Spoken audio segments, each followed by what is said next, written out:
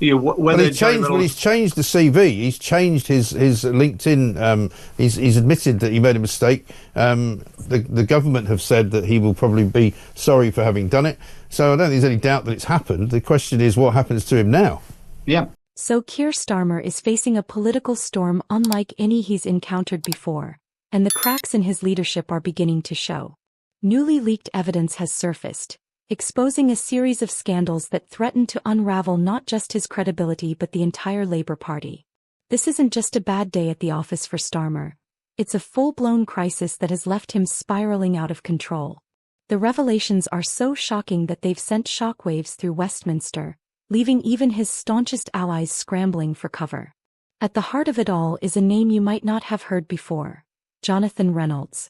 And let's talk to Kevin Hollingray now, who's the MP, of course, and Shadow Business Secretary as well. Kevin, a very good morning to you. Good morning. Good morning, mate. Good to see you. I mean, you're opposite numbers in a bit of shtuck, isn't he? Thinks he was a solicitor, suddenly remembered he wasn't. And so now his CV has been changed. Well, just to clarify, I'm actually Shadow Housing Communities Local Government and Levelling Up. Oh, sorry. So he's not my opposite number, but he was my opposite number when I was Post Office Minister. Keir Starmer's Shadow Business Secretary Jonathan Reynolds has been caught in a web of deception that stretches back years. The scandal involves Reynolds falsely claiming to be a solicitor, a title he never earned. This isn't just a minor fib or a harmless exaggeration. It's a potential criminal offense under Section 17 of the Legal Services Act 2007.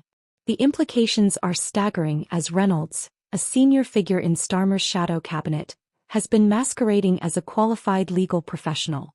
The fallout could be catastrophic for the Labour Party, but this isn't just about Reynolds. It's about the culture of dishonesty that seems to have taken root under Starmer's leadership. It appears that the situation is quite serious, with potential legal and reputational consequences for the Labour Party and its leaders.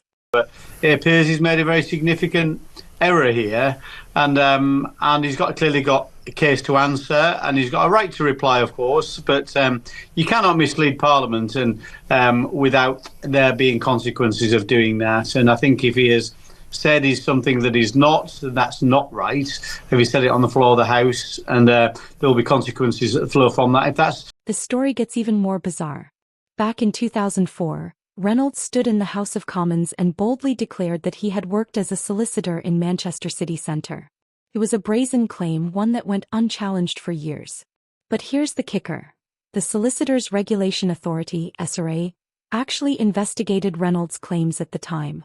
They closed the case without taking any action, stating that the matter had been corrected. However, the SRA has now reopened the investigation, citing further information that has come to light. This raises serious questions about Reynolds' honesty and integrity, and by extension, Starmer's judgment in appointing him to such a high-profile role. The fact that Reynolds was able to make such a claim without being challenged for so long, and that the SRA is now reopening the investigation, suggests a deep-seated issue with Reynolds' credibility and potentially, the Labour Party's vetting process.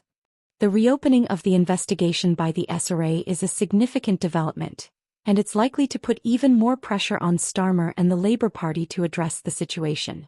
That he did say it on the floor of the House, that he has said it on several occasions. Yep. He's even given an interview to the effect that he said he chose the career as an MP because it would be better for his family life than being a solicitor.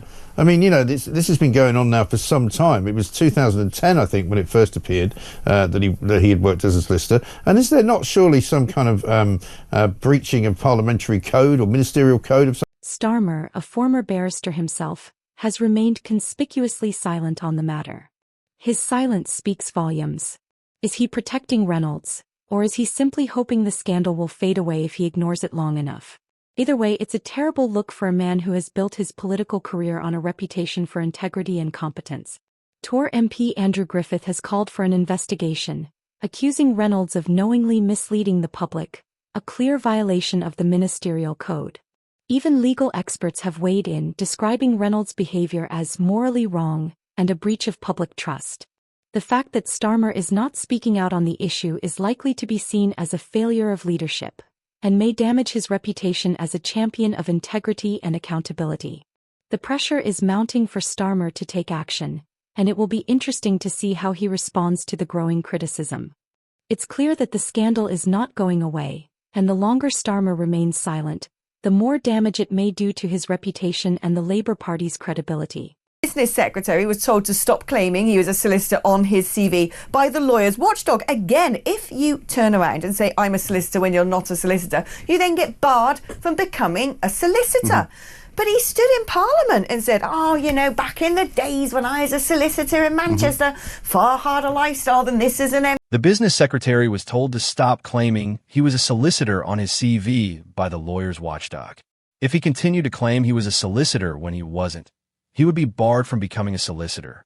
However, he stood in Parliament and said, First of all, who makes out like being an MP is like, it's coasting this is easy. That's not exactly going to win you favour.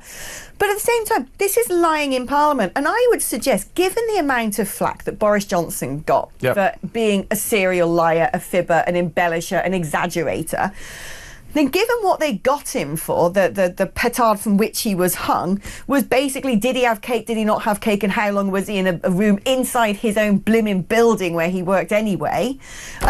Frankly, this stuff, I'd say, if you can get done for being 10 minutes inside a room of staff that you were in and have to be in as part of your job, but all of a sudden cake was or was not added, and that is the defining factor of whether you stop being Prime Minister, lying in front of Parliament that you are a solicitor, lying on your CV about the experience you have when you become Chancellor, I think is a bit bigger than blimmin' did you eat. This is him speaking in the House of Commons, in the Commons. Take this away. Go on.